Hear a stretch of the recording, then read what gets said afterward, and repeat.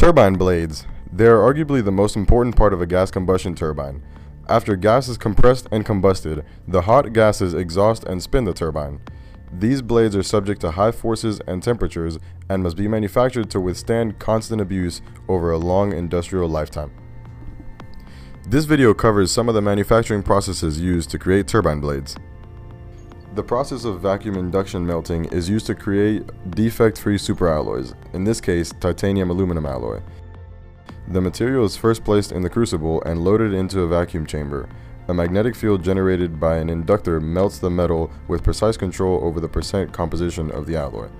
The chemical composition of the alloy is improved due to the low pressure environment of the vacuum chamber. Oxygen bubbles are removed from the metal before solidification through vacuum interface diffusion. Ingots are then cast within the vacuum chamber using conventional casting methods and prepared for vacuum arc remelting. Vacuum arc remelting often follows vacuum induction melting to provide a superior final grain structure. A consumable alloy electrode is mounted on an electrode ram. In a vacuum chamber, the electrode arcs with the conductive, water-cooled mold, and the end of the electrode melts into the mold and solidifies. This process continues until the electrode is consumed and the mold is filled.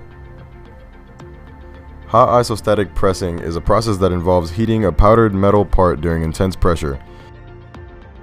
This pressure is created by pumping inert gases, usually argon, into the melting chamber.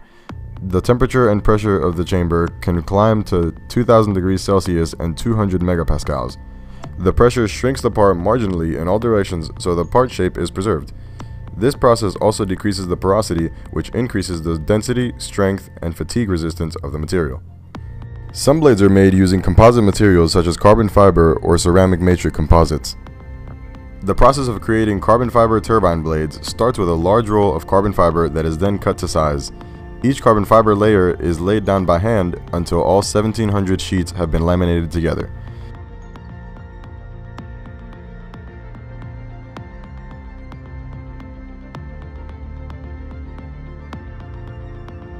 The blade is then heat treated to ensure the final shape. The blade will then go through quality testing and finishing, where it will receive final sanding and a titanium edge. In the process of electron beam melting, the object is parsed into consecutive layers less than 0.2 millimeters thick. First, powdered metal is loaded into the hopper. The workbed is then layered with a thin sheet of metal particles.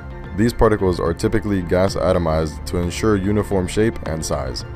The work area operates under intense vacuum while the 3 kilowatt electron beam melts a layer of particles, creating successive slices of the part.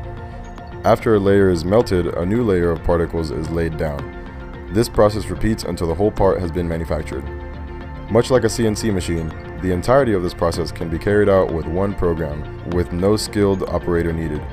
This process offers incredible benefits to manufacturers with the ability to create superalloyed parts with incredibly fine-grained structures and complex geometries very quickly.